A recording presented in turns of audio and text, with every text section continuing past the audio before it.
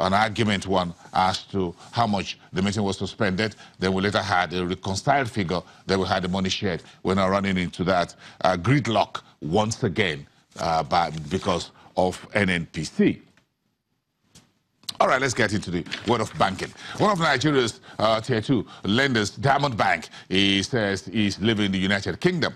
The reason is simple, but we'll get to that. The lender says he's signing a share sale and purchase agreement with a new organization, GPG Alliance, to buy the entire Diamond Bank holdings in Diamond Bank United Kingdom PLC.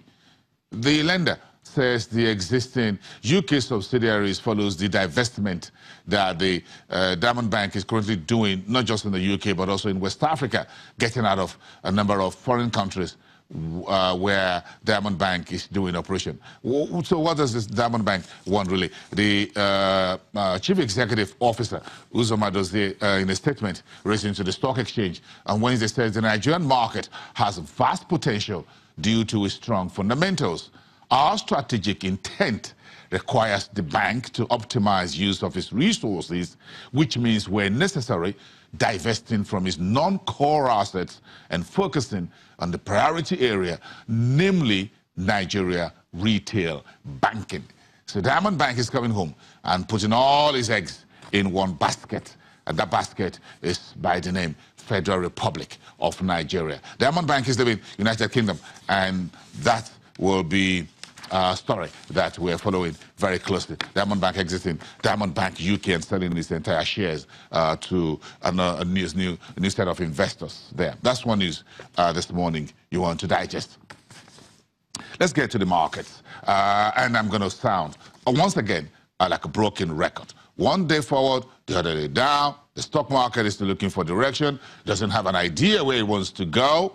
We have no real idea of why this market is sluggish.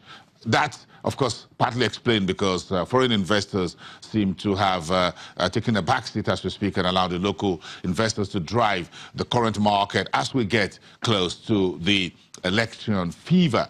And we always get that fever once every 4 years, so get all your medicines prepared. We'll get into that period. So yesterday, the market went back about 0.1%, and that shaved a few billions off our equity cap at 14.72 trillion naira. In volume terms, we're still very good. We had about 42.3% climb in volume terms, 350.97 million ordinary shares for 4.6 billion naira. That's about roughly 12.7 million US dollars in 5,020 transactions. And where you see the transactions is where you know whether the market was still a little bit active, despite some profit taking that you may see on the composite index. Transactions tell you investors are still positive about the market. So you need to look at the deals that were called transactions, that last line there. That tells you a lot about the state of the market.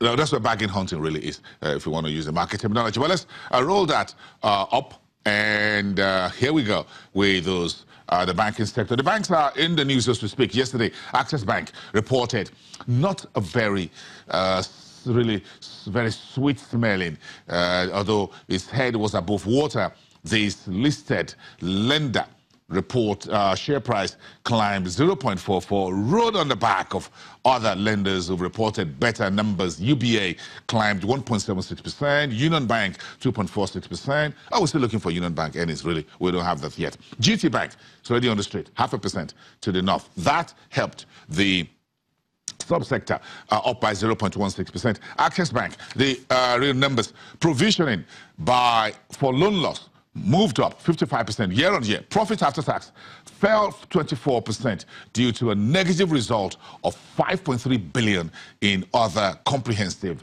income by this lender. Non-interest income up 106%. Q on Q was the key driver for the net profit that Access Bank reported. Access Bank reported an implied return on assets employed of around 13%, short of the management's guidance of 20%. That's the numbers, not particularly stellar.